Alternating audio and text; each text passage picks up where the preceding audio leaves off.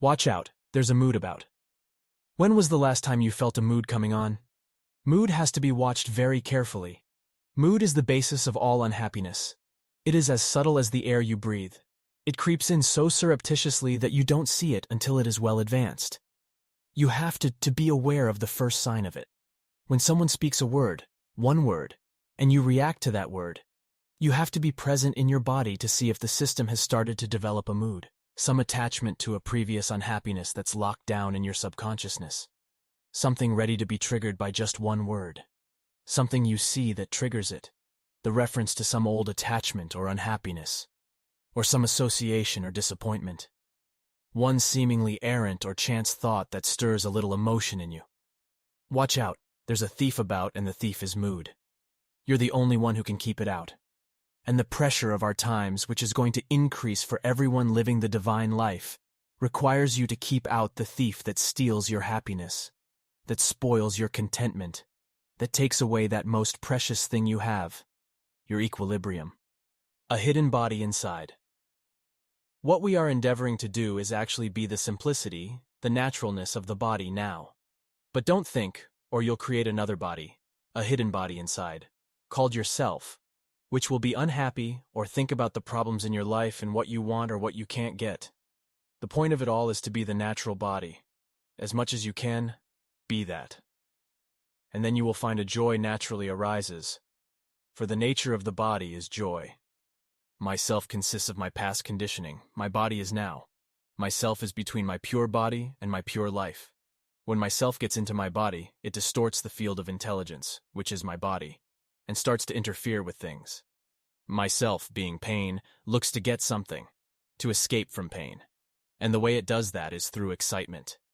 The principal excitement the self gets is from love as sex. Because the self consists of unhappiness, it turns what would be love into sex, distorts love by trying to get something to assuage or reduce its pain. Sex will always use you. Sex will use every man and every woman to get something for itself, some transitory peace or quiet or rest. But it will only be temporary, because the pain rises up again, wanting some more experience. If I make love with my body and not with myself, everything's fine. Deep space. When you go deep enough into the unconscious within your body, you eventually enter the reality of what we call outer space, or the space between the stars, astral space, from the Latin astrum, star. This is another world of supreme stillness and nothingness. Conversely, if man is ever able to actually travel deep enough into outer space, far beyond the influence of the solar system, he will end up in his unconscious, the same other world of sublime stillness and nothingness. But unless he has been spiritually prepared, which is most unlikely, he won't perceive any great difference, and will fill this space as he fills his inner space, with the mundanity of his thinking and rationality. For out there and in here merge to become the one consciousness, but ultimately even out there vanishes to become in here, original love. All love, fundamentally, is the love of God, the love of it behind everything, all existence, and you have that love inside of you because you came out of that place, that vastness, into conception in a woman's womb. And to that place, you, your consciousness, your intelligence will return. So you have that love inside of you, where you came from, where there are no problems, no movement, no bodies, where there is no necessity for separation because all is one, where although you have an individual consciousness, you cannot separate the part from the whole. You came out of that reality into the rubbery matter of flesh. You pass through this flesh for 70 or 80 years, and then the consciousness you are returns back to that place, into that place before conception. The knowledge of that love is deep inside you, deep inside your body, underneath yourself. You can only love anything to the degree that you have a knowledge of this original love within you. The love of being one, and not being many. To the insane, I teach sanity to the sane. I teach insanity to those between. I teach self-knowledge to the wise. I reaffirm the blessed truth they know. I am an agent of the black light, sometimes called the black sun. Justice is complete and perfect. It is impossible for anyone who is ready not to be provided with a teacher. My teaching is truth corrupted into method and system. My whole teaching is an aid. If you don't need it, don't do it. But if you are not free, you need it. Payback. Everybody is paying back. Every single person, including me, is paying back. paying back on behalf of the human race for all its cruelties, slavery, and exploitation of woman and man, and its dreadful unkindness to the planet and the animals. We're all paying back for our lack of love and for killing each other through emotional argument. We're all part of one great body of humanity, separate cells, all united in that one body, and each of us in being born has to take a load on behalf of the ignorance we have been. We are paying back to get it more right, to live more rightly, being real. No thought. The mind is stilled, which means that it's moving at the same speed as my sensation. My mind is then my sensation and vice versa. Nothing in between, no self. I am then one with my vital double. I am one with my sensation. I am one with all. Or I'm in reality. End of story. No thought. Into that clarity can come a thought, but because I will not let it move, it disappears. Or it reminds me that I have to post a letter. Because the aim is action and not discursive thought, I proceed to the purity of action. A stilled mind moves at the same speed as sensation. You'll have to take my word for it, because this has never been said before. In other words, the unification of consciousness is the coming together of mind and body with no self in between. Sensation is the door to reality. No thought is one of the means to reality. Sensation is moving so fast that when it is translated into mind, it is absolutely still, poised, and magnificently creative. Can you accept that a stilled, thoughtless mind is reality? Everyone will give you an idea of reality, but they'll be wrong because it will not be defined except to say it is a stilled mind moving at the same speed as your sensation, or it is being now. I am that now. Therefore, I am in reality now. I am demonstrating reality, not defining it, to those who can hear and be real. The object is to be real. Everyone has an idea of what it is to be yourself. But that is not to be real. You must not be anything, except what you are in reality. As man is able to speed himself up and become more real, he jumps between the two poles of sensation and consciousness, at such speed that any distance between them is eliminated. For this he has to move faster than the speed of light. He has to be so instantaneous that he is in both poles at the same time, one with his sensation and his stilled mind, unified and real. Then any knowledge that reality wants to reveal through him is his. All simplicity, all the fullness of love is his. There are no more questions to ask. There is no more thinking to do. I am here to serve the female principle whose time is now, whose time is coming. When there is no more time, then new life can begin. The female principle is the East. The female principle is the earth and the blackness of space. I am male inasmuch as I represent the sun rising out of the east, for the sun is the father, the cosmic male principle.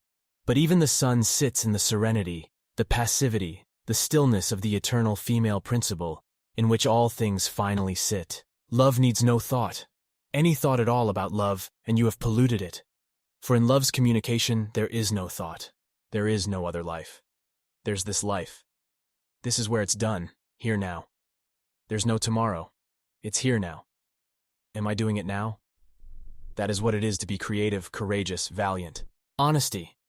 I say I'm the first master to present a comprehensive way of life that embodies honesty and the love of man and woman without intellectualizing the realization of God.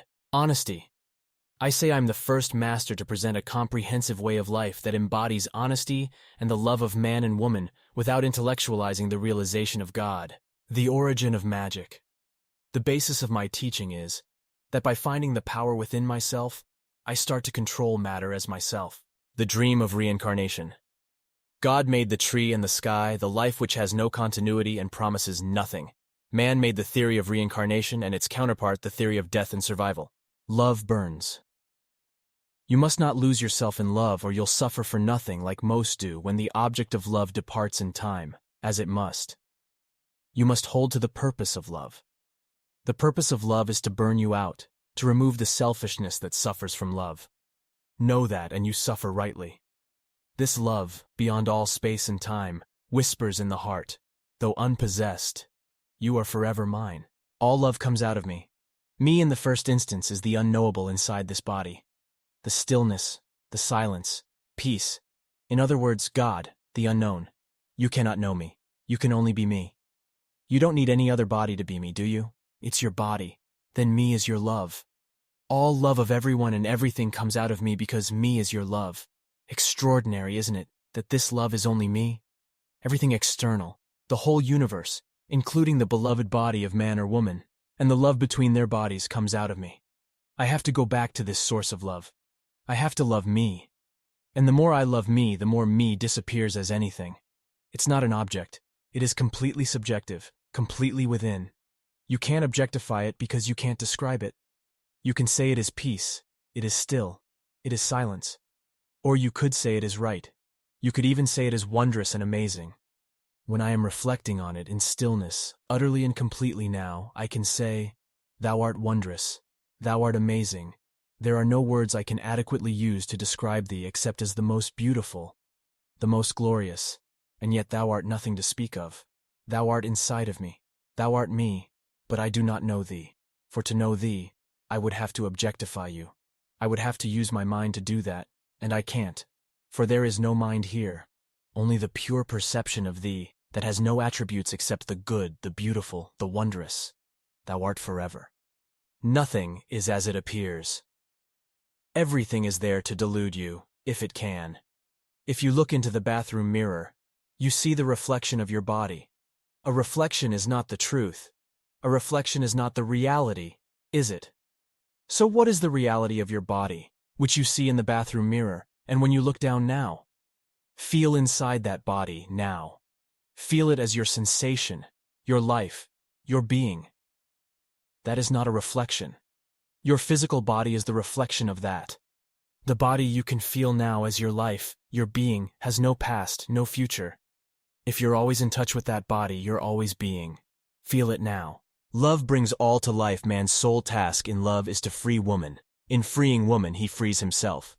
In bringing woman to life, he brings himself to life. That is the truth or myth behind my teaching. Spiritual freedom liberation, or spiritual freedom, is gained by true love.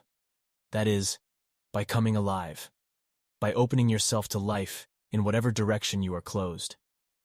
Liberation is being vulnerable, exposing to life the part of you that would try to hide and play safe behind its fear and make an excuse or virtue out of its cowardice. Liberation is freedom without license, the acceptance of responsibility for being what you are. It is to have the will, the power, the simplicity to live life unafraid to be life, to be what you are from moment to moment, without pretense, and without considering what you or others think you should be or should not be. To be truly liberated is to have the stale old notion of what you think you are and what the world thinks you are, cracked open and left behind, naked of being anything you must stand, and stand alone.